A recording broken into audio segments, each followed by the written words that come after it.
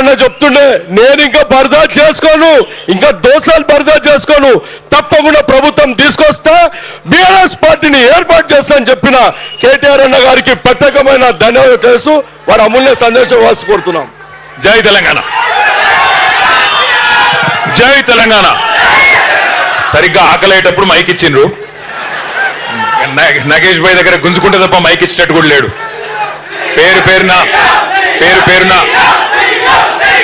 పేరున మీ అందరికీ, మా అక్క చెల్లెళ్లకు, అన్నదమ్ములకు పేరు పేరున మీకు ఆకలి అవుతుంది, నాకు ఆకలి అవుతుంది. జల్దీ ముగించుకుందాం.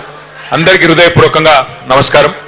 సభాధ్యక్షులు గౌరవనీయులు సోదరులు గజ్జల నాగేష్ గారు, గౌరవనీయులు మరి దివంగత శాసనసభ్యులు పెద్దలు, మంచి మనిషి, అజాత శత్రువు మా అన్నగారు సాయన్న గారికి, అట్లాగే మా సోదరి దివంగత శాసనసభ్యురాలు శ్రీమతి లాస్యా నందిత, వారిద్దరి ఆత్మలు కూడా శాంతించాలని మనస్ఫూర్తిగా కోరుకుంటూ, మొన్ననే మన పార్టీ నుంచి కంటెస్ట్ చేసిన మన సోదరి సాయన్న గారి కుమార్తె చెల్లెలు నివేదిత గారికి, మరి ఈరోజు మెంబర్షిప్ కార్యక్రమానికి ఇన్ఛార్జిగా విచ్చేసిన తమ్ముడు మన్నే క్రిషాంత్ గారికి, అట్లాగే ఈరోజు మరి కార్యక్రమంలో పాల్పంచుకుంటున్న గౌరవనీయులైన బోర్డు సభ్యులు, మాజీ సభ్యులు సోదరులు మహేశ్వరరెడ్డి గారు, నళిని గారు, లోకనాథం గారు, పాండు గారు, శ్యామ్ గారు, నేను ఎవరి పేరు మర్చిపోయినా, అనితా ప్రభాకర్ గారు, అట్లాగే మరి మాజీ మార్కెట్ కమిటీ అధ్యక్షులు గౌరవనీయులు, చెప్తా మర్చిపోలేవు, మీరు కూర్చుంటే నేను చెప్తా, మీరు ఇట్లా నిలబడుతున్నా అతను, గౌరవనీయులు శ్రీ టిఎన్ శ్రీనివాస్ గారు, గౌరవనీయులైన మీరు కూర్చోండి నేను చెప్తా, మీరు కూర్చోండి నయేష్ అన్న కూర్చోండి. గౌరవనీయులు మా మోండా మార్కెట్ మాజీ కార్పొరేటర్ సోదరి శ్రీమతి ఆకుల రూపా గారు, అట్లాగే నరసింహ ముదిరాజ్ గారు ఇక్కడ లేరు, మన గౌరవనీయులైన మన మున్సిపల్ కోఆప్షన్ సభ్యులు వారికి, వివిధ డివిజన్ల అధ్యక్షులకి పేరు పేరున మరి ఈరోజు అన్ని డివిజన్ల నుంచి అన్ని వార్డుల నుంచి విచ్చేసిన మా తమ్ముళ్ళకి, అన్నలకి, అక్కలకి, చెల్లెలకి అందరికీ శిరస్సు వంచి హృదయపూర్వకంగా నమస్కారం. నేను వచ్చింది ముఖ్యంగా 2 కారణాలతో. ఒకటి, ఈ జూన్ 25 నుంచి ప్రారంభమయ్యే SIR అనే కార్యక్రమం గురించి మీకు కొంత అవగాహన ఉండాలి. బూత్ లెవెల్లో మరి యుద్ధం చేసేది మీరు, రేపు పార్టీని తిరిగి అధికారంలోకి తెచ్చేది మీరు, కాబట్టి తప్పకుండా మీకు ఆ విషయంలో కొంత అవగాహన కల్పించాలన్న ఉద్దేశం నంబర్ 1. రెండవది, మన పార్టీ యొక్క సభ్యత్వ నమోదు కార్యక్రమం కూడా ప్రారంభం కాబోతా ఉన్నది. కాబట్టి ఆ విషయంలో కూడా మీకు కొంత సమాచారం ఇవ్వాలి. దయచేసి తిరిగి పార్టీని అధికారంలో తెచ్చుకుంటేనే రాష్ట్రానికి మనకు భవిష్యత్తు ఉంటుందనే మాట మీకు గుర్తు చేయాలన్నది రెండవ ఉద్దేశం. ఇక్కడ వచ్చేటప్పుడు కాకపోతే అదేదో సోషల్ మీడియాలో చూసిన రేవంత్ రెడ్డి గారు, మన గౌరవ ముఖ్యమంత్రి గారు నిన్న ఏదో మాట్లాడిండంట. ఏమని? కొత్తగా రైతుల కోసం రైతు డిస్కాం పెడుతున్నా, నేను రైతు డిస్కాం, ఇప్పుడు కరెంటు చక్కగా వస్తలేదు, రేపు బాగా ఇద్దామని పెడుతున్నా అని చెప్పి ఏదో చెప్పినట్టుగా నేను సోషల్ మీడియాలో చూసిన. నేను ఈ సందర్భంగా మిమ్మల్ని అందరిని అడుగుతా ఉన్నా, ఒక్కసారి గుర్తు తెచ్చుకోండి. 2014కు పూర్వం కేసీఆర్ గారు ముఖ్యమంత్రి కాకముందు, తెలంగాణ రాష్ట్రం ఏర్పడక ముందు మన హైదరాబాద్ మహానగరంలో, మన కంటోన్మెంట్ లో కరెంటు పరిస్థితి ఎట్లుండే, తర్వాత ఎట్లా మారింది ఒక్కసారి యాద్ చేసుకోండి. 2014కు ముందు ఏ అపార్ట్మెంట్కు పోయినా, ఏ ఫంక్షన్ హాల్కు పోయినా, ఆఖరికి ఒక జిరాక్స్ దుకాణానికి పోయినా ఆ డీజిల్ గబ్బు లేకపోతే ఇన్వర్టర్లు కనబడేది. ఎక్కడ పోయినా ఎండాకాలం వచ్చిందంటే మధ్యాహ్నం పంక కూడా తిరగని పరిస్థితి. నేను చెప్పేది కరెక్టా కాదా? ఎక్కడ ఎంత దారుణమైన పరిస్థితి అంటే, హైదరాబాద్ లో సామాన్యులు కాదు, ఆఖరికి పారిశ్రామికవేత్తలు, పరిశ్రమలు నడుపుకునేటోళ్ళు కూడా చివరికి కరెంటు లేక వారానికి 3 రోజులు పవర్ హాలిడే ఇచ్చుకొని పరిశ్రమలు బంద్ పెట్టుకున్న పరిస్థితి. కార్మికులకు పని చేద్దామంటే కూడా పని దొరకని పరిస్థితి. అట్లాంటి పరిస్థితి నుంచి కేసీఆర్ గారు వచ్చినాక కేవలం 6 నెలల్లో 65 ఏళ్లలో కాంగ్రెస్ ప్రభుత్వం చేయని పని, 65 ఏళ్లలో కాంగ్రెస్ ప్రభుత్వం చేయని పనిని 6 నెలల్లోనే చేసి 24 గంటల కరెంట్ ఇచ్చిన నాయకుడు ఎవరు? కేసీఆర్. ఒక ఇళ్లకే కాదు, పరిశ్రమలకే కాదు. జరా బయట జాओ ना भाई, क्या कर रहे तुम लोग, बैठ जाओ भाई मेरे, बैठ, ओ हीरो बैठ यार, बैठ जा, कहीं गड़बड़ చేయ, మీరు కూడా కూర్చోరు, 24 గంటల కరెంటు కేవలం పరిశ్రమలకు ఇళ్లకే కాదు, భారతదేశంలో 28 రాష్ట్రాలు ఉన్నాయి. 28 రాష్ట్రాలు ఉన్నాయి. కోట్ల మంది రైతులు ఉన్నారు. కానీ 79 ఏళ్ల భారతదేశ చరిత్రలో వ్యవసాయానికి ఉచితంగా కరెంట్ 24 గంటల కరెంట్ ఇచ్చిన నాయకుడు ఎవరు? 24 గంటలు రైతుకు కరెంట్ ఇచ్చిన నాయకుడు కేసీఆర్. రేవంత్ రెడ్డి గారు ఈ రోజు కాదు, ముఖ్యమంత్రి కాకముందు అమెరికాలో ఒక సమావేశానికి పోయినప్పుడు అక్కడ ఆయన అడిగినారు ప్రశ్న, మరి కేసీఆర్ గారు 24 గంటలు కరెంట్ ఇస్తున్నాడు కదా వ్యవసాయానికి, మరి మీరేం చేస్తారు అని అడిగితే ఆ రోజు రేవంత్ రెడ్డి గారు చెప్పిన మాట, వ్యవసాయానికి 24 గంటల కరెంట్ ఎందుకండి, వేస్ట్, 3 గంటలు చాలు అని చెప్పిండు. 3 గంటలు కరెంట్ ఇస్తే చాలు, దినం 3 గంటలు ఇస్తే చాలు, అంతకంటే ఎక్కువ అవసరం లేదు అన్నాడు. కానీ నిన్న ప్లేటు ఫిరాయించి మాట మార్చి ఏం చెప్తున్నాడు, 24 గంటల కరెంట్ ఇయనికే నేను రైతు డిస్కౌంట్ పెడుతున్నా, రైతుల కోసం ప్రత్యేకంగా ఎట్లయితే ఎస్పీడీసీఎల్ ఎన్పీడీసీఎల్ ఉంటుందో అట్లాగే కొత్త డిస్కౌంట్ పెడుతున్నా రైతులకు అంటున్నాడు. నేను ఒక్కటే మాట మిమ్మల్ని అడుగుతున్నా, రేవంత్ రెడ్డి చెప్పింది చేయడు, చేసేది చెప్పడు. ఆయన అలవాటు అది ఇప్పటికే అర్థమైంది మనందరికీ. నేను ఉత్తగానే చెప్తలేను ఈ మాట. ఇగో ఇప్పుడు ఒకటే చిన్న మాట, ఇక్కడ మా ఆడబిడ్డలు ఉన్నారు. ఏం చెప్పిండమ్మా మీకు అన్నాడు, కేసీఆర్ గారు 1,00,000 రూపాయలు ఇస్తున్నాడు లగ్గం చేసుకుంటే ఆడపిల్లలు, నేను తులం బంగారం ఇస్తా అన్నాడా లేదా? అన్నాడా? తులం బంగారం ఇచ్చుడు కాదు, అగో తెలంగాణ తల్లి ఉన్నది అక్కడ, ఆ తల్లి నెత్తి మీద కిరీటం ఎత్తుకపోయిండు, వడ్డానం కూడా ఎత్తుకొని పోయిండు, అవి కూడా మాయం చేసిండు. బంగారం కిరీటం ఎత్తుకపోయిండు, బంగారం వడ్డానం కూడా మాయం చేసిండు. గంత దొంగ. తులం బంగారం ఇచ్చుడు కాదు, మీ మెడల పుస్తలతాడు గుంజుకపోతే వాడే మంచోడని చెప్పిన నేను. కొంతమంది నమ్మిర్రు, కొంతమంది నమ్మలేదు. హైదరాబాద్ లో మీరు ఎవ్వరు నమ్మలే. కంటోన్మెంట్ లో ఆ రోజు లాస్యా నందిత పోటీ చేస్తే 18,000 ఓట్ల మెజారిటీతో మీరు కూడా ఆనాడు గులాబీ జెండాని గెలిపించిండ్రు. మీరు కూడా చెప్పినారు మళ్ళీ కేసీఆర్ ఉండాలి, కేసీఆర్ ఉంటేనే హైదరాబాద్ బాగుంటుందని చెప్పింది. ఎందుకు చెప్పింది మీరు? కంటోన్మెంట్ లో పని జరిగింది కాబట్టి. మీరు అనుకోలే అన్నాడు, కంటోన్మెంట్ వేరు, ఈ బోర్డు వేరు, ఇది మిలిటరీ వాళ్ళ చేతులు ఉంటుందట, రాష్ట్ర ప్రభుత్వం చేతిలో ఉండదట అనే ఒక కథ ఉండే ఇక్కడ. కానీ కేసీఆర్ గారు మీ కోరిక మేరకు, ఆ రోజు సాయన్న గారు ఎమ్మెల్యేగా ఉండే, వారి కోరిక మేరకు ఒకటే ఒక్క మాట మీదకెళ్ళి హైదరాబాద్ అంతా ఎట్లయితే మీరు 20,000 లీటర్లు ఉచితంగా ఇస్తున్నారో మాకు కూడా ఇయ్యాలే అని ఒక్క మాట అడిగితే, ఆ ఒక్క మాట మీదకెళ్ళి ఆ రోజు కేసీఆర్ గారు నిర్ణయం తీసుకొని కంటోన్మెంట్ లో 20,000 లీటర్లు ఉచితంగా ఇచ్చిన వాట వాస్తవం కాబట్టి మనం గెలిచినాం. ఆ రోజు రూపాయికే నల్లా కనెక్షన్ ఇచ్చుకున్నాం. ఆ రోజు ఒకటి కాదు, రెండు కాదు, ఎన్ని పనులు చేసినాం. మీ మిలిటరీ వాళ్ళు సతాయిస్తుంటే, మాటి మాటికి రోడ్లు బంద్ చేస్తుంటే నేను తిరిగిన ఉత్తరాలు పట్టుకొని ఆ కేంద్ర మంత్రుల చుట్టూ, రక్షణ మంత్రులు, సార్ ఇట్లా మీరు రోడ్లు బంద్ చేస్తే హైదరాబాద్ లో ఆగమాగం అవుతుంది, మా కంటోన్మెంట్ లో ప్రజలు ఆగమాగం అవుతారు, ఇష్టానుసారంగా అడ్డగోలుగా రోడ్లు బంద్ చేయొద్దు మీరు అని డిమాండ్ చేసినాం. మనం ఆఖరికి ఈడికెళ్ళి మన జుబ్లీ బస్ స్టాండ్కి వెళ్ళి అటు షామీర్పేటకు పోయేందుకు మనం పెద్ద ఫ్లైఓవర్ కడతామంటే జాగా ఇయ్యలే చాలా కాలం. 5 కేంద్ర మంత్రులను కలిసినాం, బతిమిలాడినాం.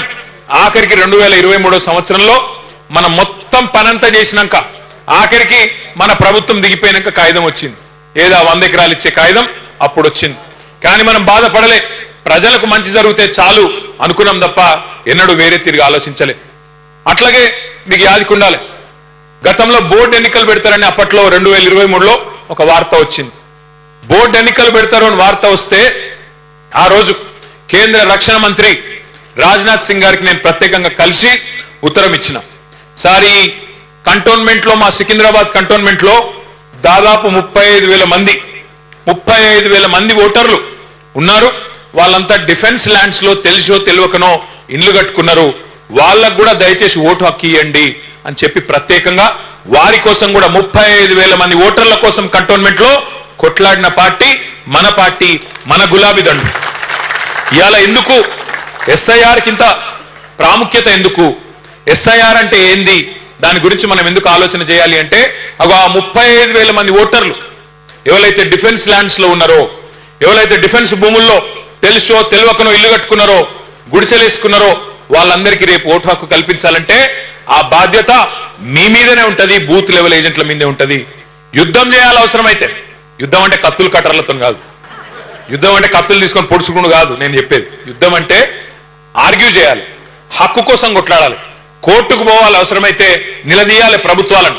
వాళ్ళు మా వాళ్ళు కాదా, వాళ్ళు భారతదేశ పౌరులు కాదా, వాళ్ళ కాడ పాస్పోర్ట్ లేదా, వాళ్ళ కాడ రేషన్ కార్డు లేదా, మరి ఓటు హక్కు ఎట్లీ మీరు అని యుద్ధం అట్లా చేయాలి. ఆ పని చేయాల్సిందే ఈ ఎస్ఐఆర్ కార్యక్రమంలో చేయాల్సి ఉంటుంది. అట్లాగే చాలా పనులు చేసుకున్నాం కంటోన్మెంట్ లో.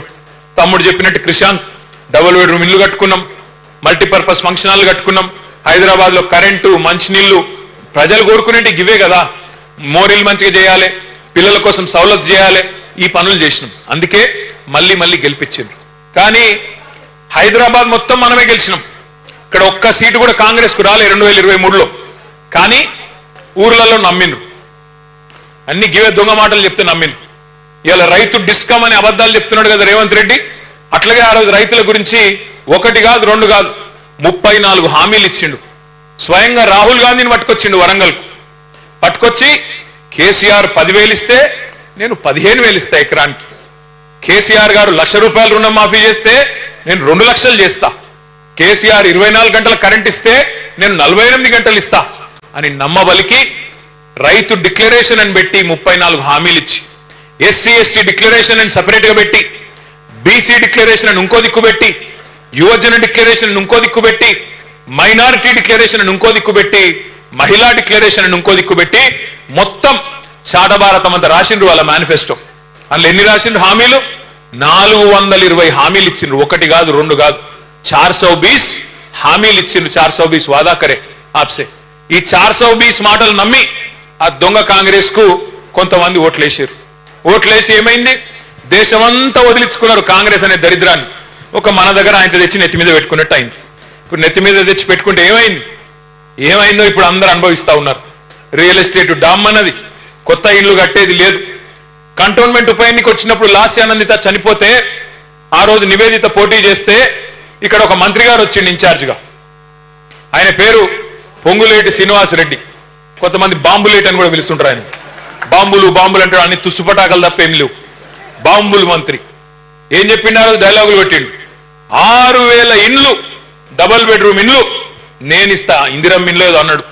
6,000 ఇండ్లు అన్నాడు. చెప్పి దగ్గర ఇప్పుడు 2 ఏళ్ళు అయిందా? అది ఎప్పుడు మే 2024లో ఎలక్షన్ అయింది. ఏప్రిల్ 2024. 6,000 घर देता हूं बोले. मैं आज सवाल कर रहा हूं. నేను ఇవాళ మంత్రి గారిని అడుగుతున్నా, 6,000 ఇండ్లని డైలాగులు కొట్టినావు కదా కంటోన్మెంట్ లో, 2,000 రూపాయలు నోట్లు ఇచ్చి గెలిచినావు కదా, ఇవాళ 6,000 ఇండ్లు అన్నావు కదా మంత్రి గారు. 6 ఇండ్లు చూపెడతావు ఎక్కడన్నా? నీ ముఖానికి 6 ఇండ్లు, 6,000 ఇడిచిపెట్టు. 2 ఏళ్ళు ఒడిచిపోయింది. 6 ఇండ్లు కట్టినావా ఎక్కడన్నా? 6 ఇండ్లు కూడా ఇడిచిపెట్టు. 6 ఇటుక పిల్లలు పెట్టినావా ఎక్కడన్నా? ఇజ్జత్ ఉందా కనీసం మాటలాడితే? ఇక ఈ సిపాయట మనకంటే ఎక్కువ డబుల్ బెడ్రూమ్ ఇల్లు కడతాడట, లేకపోతే పోటీ చేయడట. అరే దమ్ముంటే నేను అడుగుతున్నా రేవంత్ రెడ్డి, నువ్వు చెప్పిన 420 హామీలు అమలు చేస్తా, చెయ్యకపోతే పోటీ చేయ అని చెప్పి దమ్ముంటే చెప్పు, బయటకు వచ్చి చెప్పు. ఉన్నదా ధైర్యం? 6 గ్యారంటీలు అంటివి, 100 రోజులు అంటివి, డైలాగులు కొడుతీవి.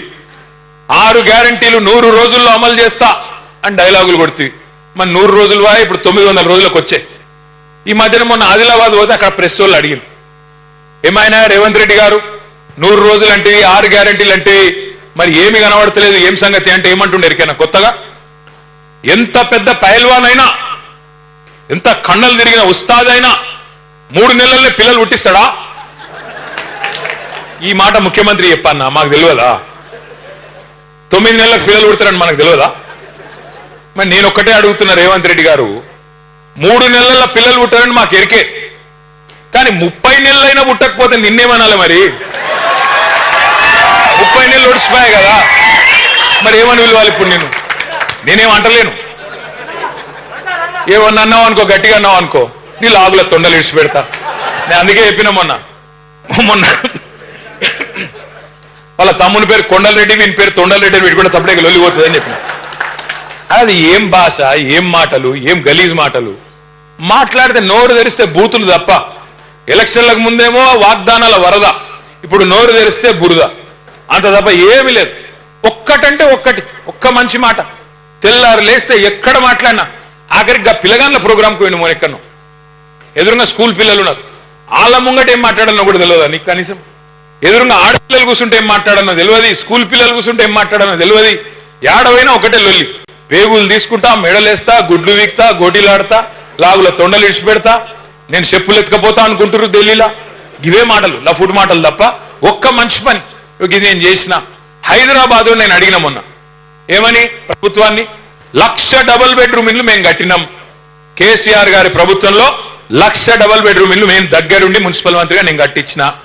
నేను అడిగిన, నువ్వు 2.5 ఏళ్ళు అయిపోయిందంటే 50% టైం అయిపోయింది నీది. ఒక్క ఇల్లు కట్టినవా ఇందిరమ్మ ఇల్లు కడితే నేను రాజీనామా చేస్తా అని చెప్పిన. ఒక్కొక్కడు లేచి ఎగిరెగిరి పడుతురు, గింతున్నోడు కూడా. ఒక ఇల్లు చూపెట్టురు రాయి అంటే అది శాత కాదు. నేను ఏమడిగిన, నేను ఒక ఇల్లు కట్టినరా, కానీ ఎన్ని వేల ఇల్లు కూడా కొట్టిండ్రు మీరు. హైడ్రా పేరు మీద ఎంతమంది గరీబుల కొంపలు ఉచ్చుకున్నారు, అదెందుకు చెప్పరు అంటే ఎగిరెగిరి పడుతున్నారు ఒక్కొక్కరు. నేను అడుగుతా ఉన్నా మిమ్మల్ని అందరినీ, కేసీఆర్ గారు ఉన్నప్పుడు హైదరాబాద్ మహానగరంలో 1 కాదు 2 కాదు 2.5 లక్షల మంది పేదలకు జీవో నంబర్ 58 కింద 59 కింద గరీబులకు పట్టాలు ఇచ్చినాం. తెలుసో తెలవకో గవర్నమెంట్ జాగాలో ఇల్లు కట్టుకుంటే 2.5 లక్షల మందికి పట్టాలు ఇచ్చిండు కేసీఆర్.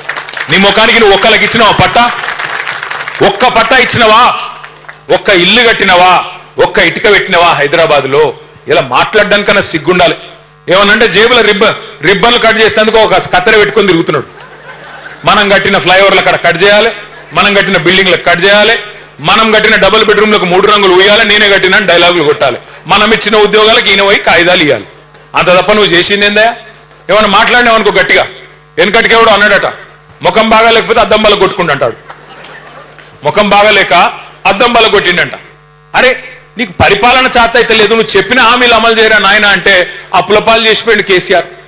అప్పులైపోయింది, మొత్తం దివాలా తీసింది, ఐపీ పెట్టిన అని మాట్లాడతాడు. నేను అడుగుతా ఉన్నా రేవంత్ రెడ్డిని, సరే నువ్వు అన్నది నిజమే అనుకుందాం ఒక నిమిషానికి. కేసీఆర్ అప్పులు చేసిండు అంటున్నావు. ఏం చేసిండు కేసీఆర్ గారు అప్పులు చేసి? కేసీఆర్ గారు అప్పు చేసి 1,00,000 డబుల్ బెడ్రూమ్ ఇల్లు కట్టిండు హైదరాబాద్ లో.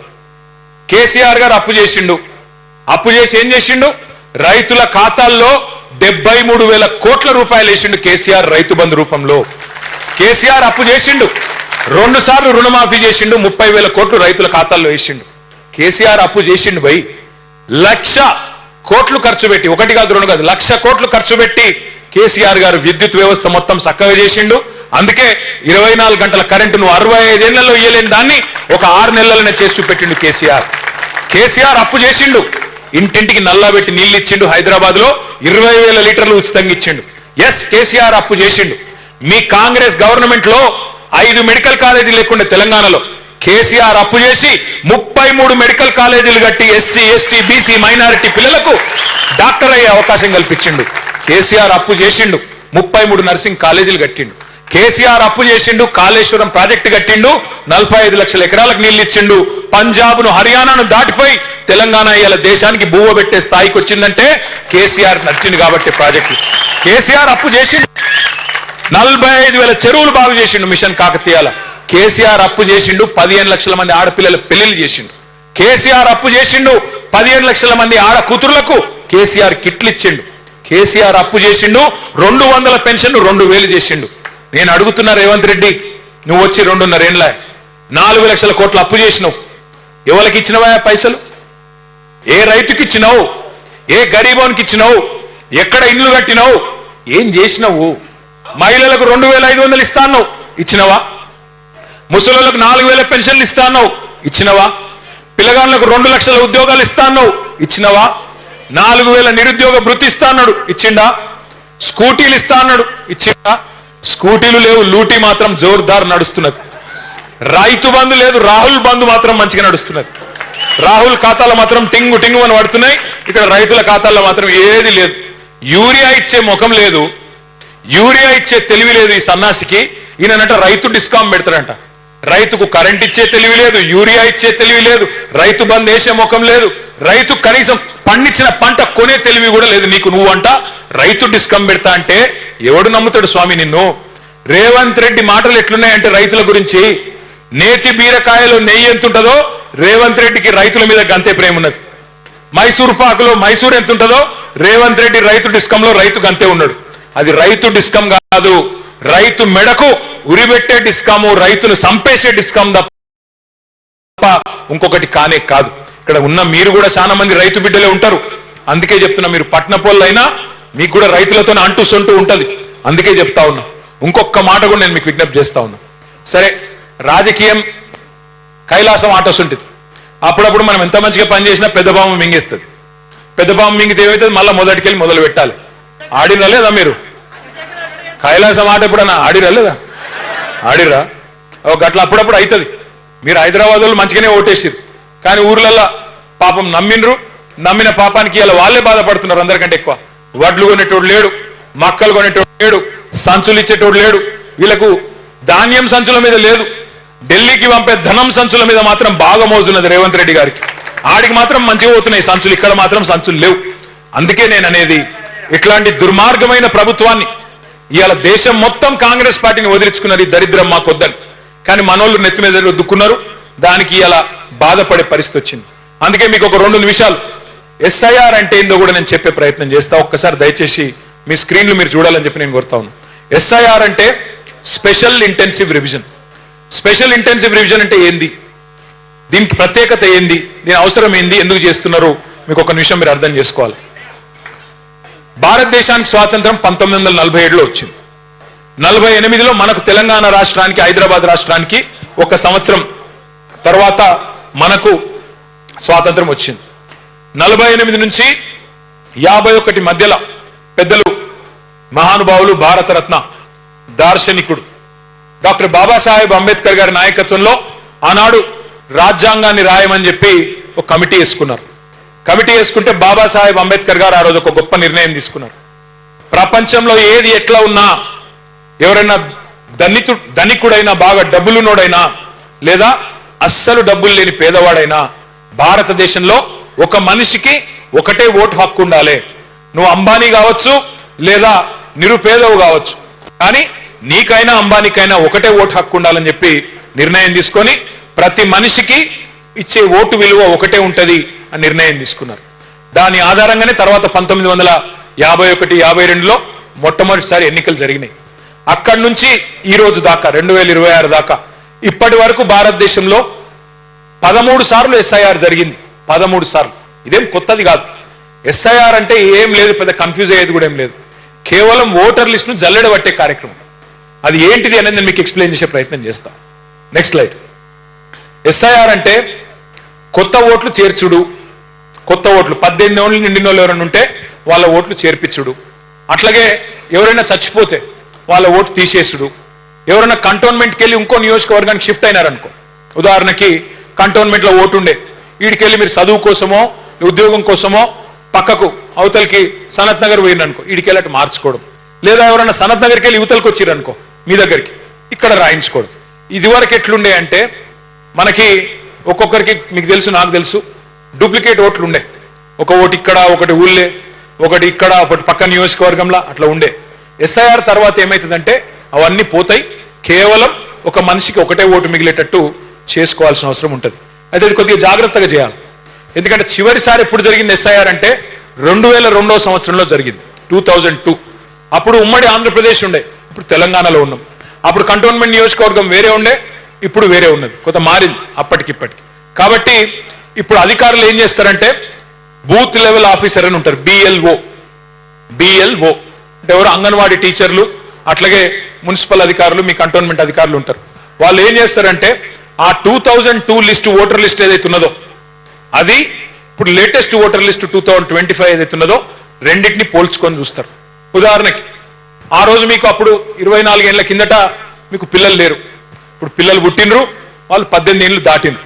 వాళ్ళని కంపల్సరీ మీతో మ్యాపింగ్ చేయాలి, ఫ్యామిలీ మ్యాపింగ్ లో మ్యాపింగ్ చేయాలి. ఆ రోజు మా అబ్బాయి లేడు, ఇగో ఈ రోజు ఉన్నాడు, మా పాప పేరు ఇది, మా బాబు పేరు ఇది, ఇద్దరికి 18 ఏళ్ళు నిండినాయి, వాళ్ళని రాసుకోండి అని చెప్పి ఒక ఎన్యూమరేషన్ ఫార్మ్ అని ఉంటుంది. ఆ ఎన్యూమరేషన్ ఫామ్ నింపాలి. అట్లాగే మనకి రెండోది ఏం జరుగుతుంది అంటే ఎవరైనా చనిపోతే ఆ రోజు 2002లో ఉన్న వాళ్ళు ఇప్పుడు లేని వాళ్ళు ఉన్నారనుకో, వాళ్ళది తీసేయాల్సి ఉంటుంది.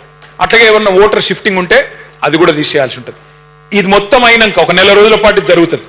మొత్తం అయినాక వాళ్ళు ఫస్ట్ ఒక డ్రాఫ్ట్ ఓటర్ లిస్ట్ అంటే ఒక ముసాయిదా వాళ్ళు పబ్లిష్ చేస్తారు. చేసినాక ఒక నెల రోజులు అందులో ఏమైనా తప్పులు ఉన్నాయా, కరెక్ట్ గానే ఉందా, మీకు ఏమైనా అబ్జెక్షన్ ఉందా చెప్పనీకి ఒక నెల రోజులు టైం ఉంటుంది. ఆ నెల రోజుల తర్వాత ఫైనల్ ఓటర్ లిస్టు October 1 నాడు మరి మీకు పబ్లిష్ చేయడం జరుగుతుంది. ఇది చాలా చాలా ఇంపార్టెంట్. ఎందుకంటే రేపటి రోజున బోర్డు ఎలక్షన్ జరిగినా ఇదే ఓటర్ లిస్టు, రేపటి రోజున అసెంబ్లీ ఎలక్షన్ జరిగినా ఇదే ఓటర్ లిస్టు, రేపటి రోజున పార్లమెంట్ ఎలక్షన్ జరిగినా ఇదే ఓటర్ లిస్టు. అలగలగ ఓటర్ లిస్టులు ఉన్నాయి, ఒకటే ఓటర్ లిస్టు మిగులుతుంది. ఆఖరికి అంతా జల్లెడ పట్టిన తర్వాత ఒకటే ఓటర్ లిస్టు. ఇది చాలా చాలా ఇంపార్టెంట్. 35,000 మంది మీకు బోర్డు ఎలక్షన్ లో ఓటేసే అధికారం లేకుండా పోయింది. ఎందుకు? డిఫెన్స్ ల్యాండ్స్ లో మీరు ఉన్నారు కాబట్టి.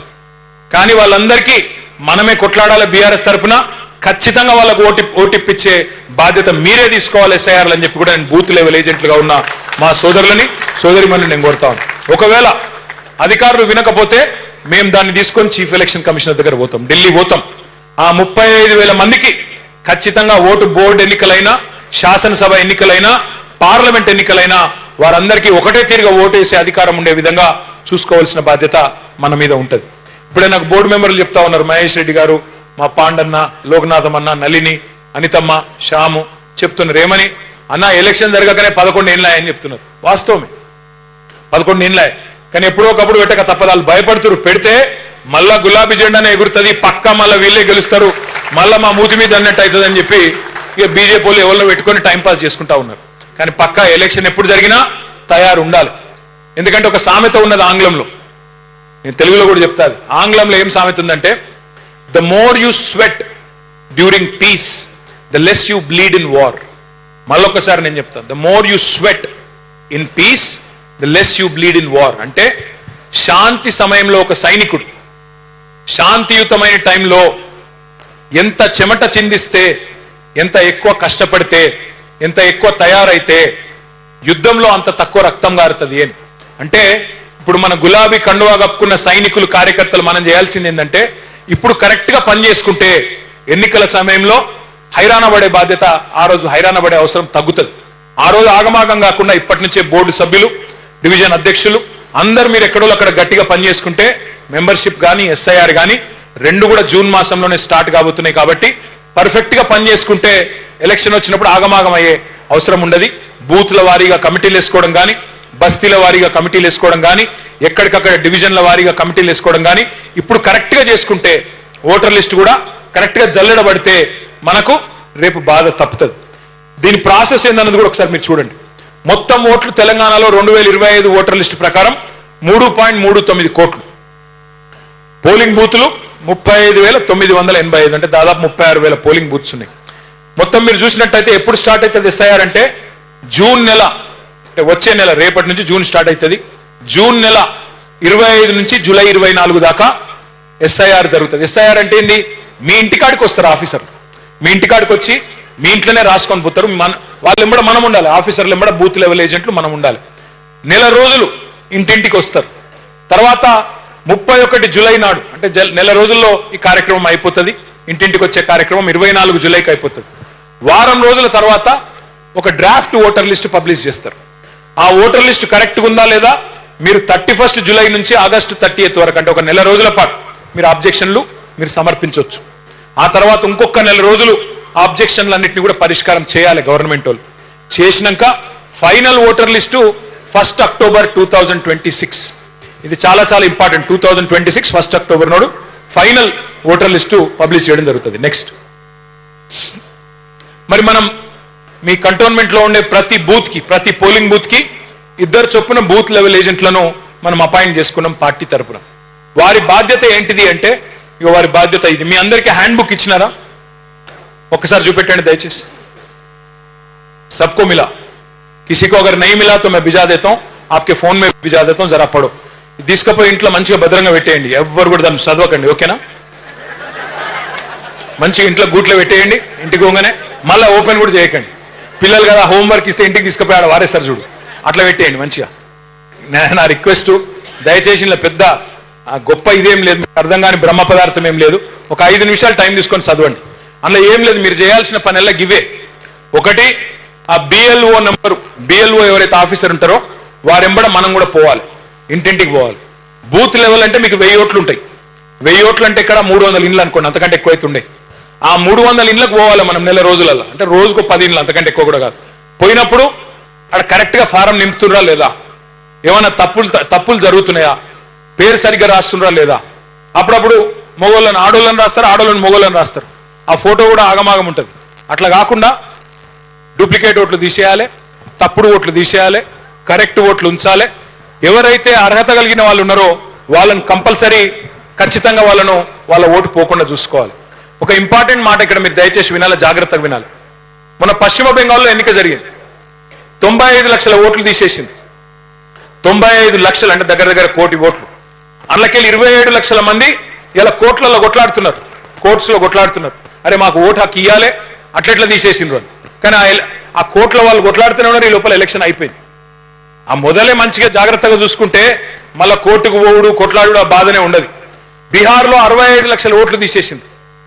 65 లక్షలు అంటే ఏమవుతుందంటే రేపు మీ గెలుపుకు ఓటమికి తేడానే ఈ ఎస్ఐఆర్ కార్యక్రమం కూడా కావచ్చు.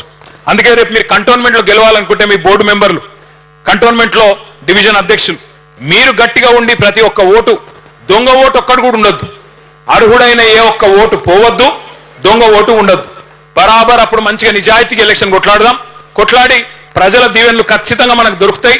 మళ్ళా కేసీఆర్ గారు ముఖ్యమంత్రి కావాలనే కోరిక ప్రజల బలంగా ఉంది. మనం గట్టిగా పనిచేస్తే చాలు ఒక నెల రోజు. కాబట్టి ఇది మనం చేయాల్సిన పని. Next slide. మనం చెప్పేది ఒకటే, ఒక్క ఓటు కూడా, అర్హుడైన ఒక్క ఓటు కూడా పోవద్దు. మైనారిటీలలో భయం ఉంది. माइनॉरिटी हमारे भाई बहन जितने लोग यहाँ पे हैं, आप तमाम भाइयों में बहनों में एक खौफ है, एक डर है कि कहीं हमारा वोट नहीं निकाल देते क्या। नहीं, आपके लिए हमारे केसीआर साहब का आदेश है, आपके लिए हम जिद्दोजहद करेंगे, हमारे बूथ लेवल एजेंट जिद्दोजहद करेंगे. एक भी ऐसा वोट जिसके पास हर कागजात है, कोई एक का वोट भी नहीं गवाएंगे, हमारी वादा है आपसे. ఒక్క ఓటు కూడా పోనీయకుండా జాగ్రత్త పడాల్సిన బాధ్యత మన మీదనే ఉన్నది. మరి ఓటు పోవద్దు అంటే ఏం చేయాలి? Next slide. ఇగో ఈ 13 కాయిదాలలో ఏ కాయిదం ఉన్నా ఓటు రాయాలి వాళ్ళు కంపల్సరీ. ఈ 13 ఇట్లా ఏదైనా సరే ఉన్నా, రేషన్ కార్డు కానీ, పాస్పోర్ట్ కానీ, 10th క్లాస్ సర్టిఫికేట్ కానీ, ఆధార్ నంబర్ కానీ, అట్లాగే SC/ST సర్టిఫికేట్ కానీ, ఇట్లా 13 రకాల కాయిదాలలో ఏ ఒక్క కాగితం ఉన్నా సుప్రీంకోర్టు తీర్పున్నది, బరాబర్ ఓటు రాయించవచ్చు. ఇది మొత్తం మీ హ్యాండ్ బుక్ లో కూడా ఉన్నది, చదువుండి. అందుకే అది ఉన్నాయి అనుకుంటే ఖచ్చితంగా ఓటు ఇప్పించే బాధ్యత మన మీదే ఉంటుంది. నెక్స్ట్, ఇక్కడ చాలా ఇంపార్టెంట్ పాయింట్, ఇది ఒక్కటి చూడండి దయచేసి. మీకు తెలుసు కంటోన్మెంట్ లో ఒక ఓటు ఉంటుంది, ఒక ఓటు సిద్దిపేటలో ఉంటుంది. 2 దగ్గరలు ఇస్తారు ఓటు, అక్కడ వేస్తారు ఇక్కడ వేస్తారు. కొంతమంది కంటోన్మెంట్ ఉంటుంది, పక్కకు సనత్ నగర్లు ఉంటుంది, సేమ్ పార్లమెంట్ లా. కొంతమందికి ఇక్కడ ఉంటుంది, ఇంకోటి ఆంధ్రాలో ఉంటుంది, ఒకటి ఇక్కడ ఉంటుంది, లేదా పక్కకు మహారాష్ట్రలో ఉంటుంది. అట్లా 4 రకాల డూప్లికేట్ ఓట్లు ఉంటాయి. ఒకటికి అసెంబ్లీ లోపలనే, రెండోది పార్లమెంట్ లోపల, మూడోది రాష్ట్రం లోపల, 4వది ఇతర రాష్ట్రాల్లో. మేమేం చేస్తామంటే పార్టీ నుంచి మీ కంటోన్మెంట్ మెంబర్షిప్ ఇన్ఛార్జిగా ఉన్న క్రిషాంక్ గారికి మొత్తం డూప్లికేట్ ఓట్ల లిస్టు మీకు అప్పచెప్తాం. మీకు మొత్తం అది ఆల్రెడీ మనం తయారు చేసినాం. మీ దగ్గర 2025 ఓటర్ లిస్టు ప్రకారం ఎన్ని డూప్లికేట్ ఓట్లు ఉన్నాయి ఇది మీకే అప్పచెప్తాం. డివిజన్ల వారీగా దయచేసి నివేదిత గారు, గజ్జల్ నాగేష్ గారు, మన బోర్డు మెంబర్లు అందరూ కూర్చొని సమిష్టిగా ఏ డివిజన్ లో డూప్లికేట్ ఓట్లు ఎక్కడున్నాయి, ఏ బూత్ పరిధిలో ఎక్కడున్నాయి, అది మీకు లిస్టు మీకే ఇస్తాం. ఇస్తే మీరేం చేయాలి? టిక్కు పెట్టుకోవాలి. ఉదాహరణకు మీకు ఒక ఎగ్జాంపుల్ చెప్తా. ఇక్కడ చూడండి, ఒక అమ్మాయి పేరు ఏ లావణ్య, భర్త పేరు ఏ శ్రీనివాస్. ఇది ఒరిజినల్ లిస్ట్. ఇది జూబ్లీ హిల్స్ లో 2 ఓట్లు ఉన్నాయి ఆమెకి, ముషీరాబాద్ లో ఒక ఓటు ఉంది, అంబర్పేటలో ఒక ఓటు ఉంది, ఖైరతాబాద్ లో ఒక ఓటు ఉంది. ఒకటే మనిషికి 5 ఓట్లు ఉన్నాయి. మొన్న జూబ్లీ హిల్స్ లో కాంగ్రెస్ వాళ్ళు లంగలు అజ్జేసే గెలిచారు, 12,000 ఓట్లు రాయించి మనం మెలుకునే కంటే ముందే రాయించుకున్నారు. మొత్తం దొంగ ఓట్లు రాయించుకుని వాటితోనే గెలిచింది. ఇప్పుడు మరి లావణ్య అనే అమ్మాయి ఎక్కడ ఉంది, మనం దొరకబట్టాలి. ఆమె ఒకవేళ రసూల్పురాలో ఉంది అనుకో, ఆమె ఇల్లు అక్కడనే ఉంది అనుకో, ఆడ రాయించాలే. మిగతా అన్ని చోట్ల ఆటోమేటిక్గా కొట్టుడు పోతుంది. ఆమె ఎక్కడైతే ఉన్నదో అక్కడ రాయిస్తాం, మిగతా అన్ని చోట్ల ఆటోమేటిక్గా ఎగిరిపోతుంది. అప్పుడు ఏమవుతుంది? ఒక మనిషికి ఒక ఓటు అని అంబేద్కర్ గారు అయితే చెప్పినరో అది నిజమవుతుంది. లేకపోతే ఒక్కొక్కరు 10 ఓట్లు వేస్తే ఇక మళ్ళీ మనం కథం అవుతాం ఆఖరికి. అది అసలు ఉద్దేశం. నెక్స్ట్, ఇక మీకు ఒక హ్యాండ్ బుక్ ఇచ్చినాం, ఇంకొక వర్క్ బుక్. హ్యాండ్ బుక్ ఇప్పుడు ఇచ్చాము, వర్క్ బుక్ కూడా మీకు ఇస్తాం. వర్క్ బుక్ అంటే ఏంది? మీకు ఇచ్చే ఓటర్ లిస్ట్, మీకు డివిజన్ల వారీగా ఇచ్చే ఓటర్ లిస్ట్, బూత్ల వారీగా ఇచ్చే ఓటర్ లిస్ట్, అది కూడా ఇచ్చినారా? ఇస్తే ఆ వర్క్ బుక్ లో మనం టిక్ పెట్టుకుంటా ఉండాలి. మీరు రోజు తిరిగే 10 ఇండ్లు ఏవైతుంటాయో ఆ 10 ఇండ్లలో ఓటర్లు ఎవరు ఉన్నారు, కొడుకు, బిడ్డ, వాళ్ళ అమ్మ, నాయన ఎవరు ఉన్నారు, అందరు ఉన్నారా లేదా టిక్ పెట్టుకోవాలి. లేకపోతే అక్కడ ఏమైనా ఫైల్ చేసేది ఉంటే, కొత్త ఓటు రాయించేది ఉంటే ఒక ఫామ్ నింపియాలి. ఓటు తీయించేది ఉంటే ఇంకో ఫామ్ నింపించాలి. ఫామ్ 6, ఫామ్ 7, ఫామ్ 8 అని ఉంటాయి. మళ్ళీ మీకు అవన్నీ కూడా పంపిస్తాం. క్రిషాంక్ మీకు అంతా గైడెన్స్ ఇస్తాడు. కాబట్టి జాగ్రత్తగా ఓట్లు కాపాడుకునే ప్రయత్నం మనం చేయాలని చెప్పి నా ప్రార్థన. చివరిగా నెక్స్ట్ చివరిగా నేను ఒకటే మీకు గుర్తు చేస్తా ఉన్నా, ప్రతి ఓటు విలువైందే. నా పోలింగ్ బూత్ నా బాధ్యత. మా బూత్ బహుత్ మజ్బూత్ అని పెట్టిరు మనోళ్ళు. చాలా సంతోషం. ఎందుకంటే ఎలక్షన్ గెలవాలంటే ఎవరి బూత్ల వాళ్ళు మెజారిటీ తెస్తే మళ్ళీ కంటోన్మెంట్ సీట్ గెలుస్తాం మనం. మీరుగా నేను మొత్తం నియోజకవర్గం తిరుగుతా, దేశమంతా తిరుగుతా, రాష్ట్రం అంతా తిరుగుతా కాదు. నీ బూత్ ఏదైతుందో నీ బూత్ల మెజారిటీ తీసుకొని రా. నీ వాడకట్టు నీ బస్తీ ఏదైతుందో అక్కడ మెజారిటీ తెచ్చి చూపెట్టు. నువ్వు తర్వాత కేసీఆర్ గారు తిరిగి ముఖ్యమంత్రి కావాలన్న కోరిక నీకు బలంగా ఉంటే నీ బూత్ లో మెజారిటీ తెచ్చి చూపెట్టే బాధ్యత నీది అనే ఒక అంకిత భావంతో పనిచేస్తే మన గెలుపును ఎవ్వరు కూడా ఆపలేరు అనే మాట నేను మీకు విజ్ఞప్తి చేస్తా ఉన్నాను. దయచేసి ఇది ఒకటి మనసులో పెట్టుకోండి. ప్రతి బూత్ ముఖ్యం, ప్రతి ఓటు ముఖ్యం. అందుకే SIR కార్యక్రమం జూన్ 25 ఏదైతే చాలా అవుతుందో దాన్ని జాగ్రత్తగా తీసుకోండి. ఇక చివరిగా నేను చెప్పేది ఒక్క మాట. మీ అందరూ కష్టపడి తెలంగాణ ఉద్యమంలో పనిచేసిన వాళ్ళు ఉన్నారు ఇక్కడ.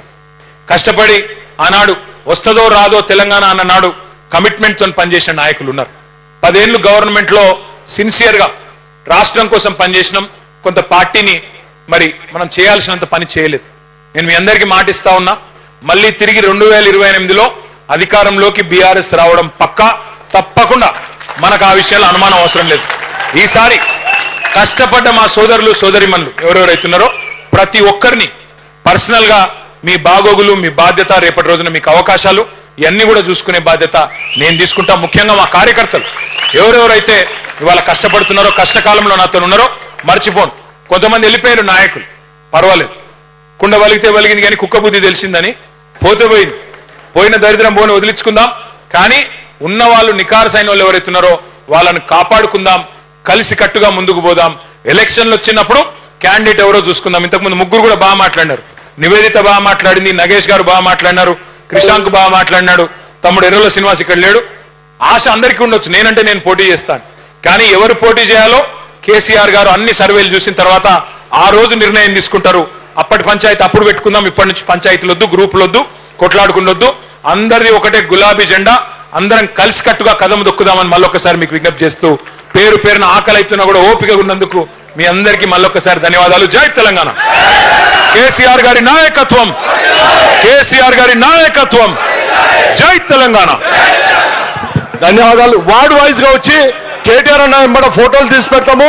ఎక్కడ వాళ్ళు అక్కడ కూర్చోవాలి. ఫస్ట్ వార్డ్ 1 ఎవరు కూడా స్టేజ్ పైకి రావద్దు. ఇప్పుడు TN సింగ్ గారు కేటీఆర్ గారికి ప్రజెంటేషన్ ఇస్తున్నారు. Ward 1 first. అరే వార్డ్ 1 వాళ్ళు మీ ఫోటో సెక్షన్ ఉంటుంది, లైన్ గా రావాలి రైట్ సైడ్ నుండి.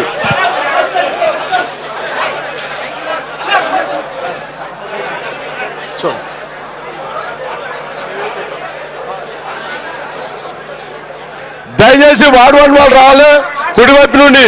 First VP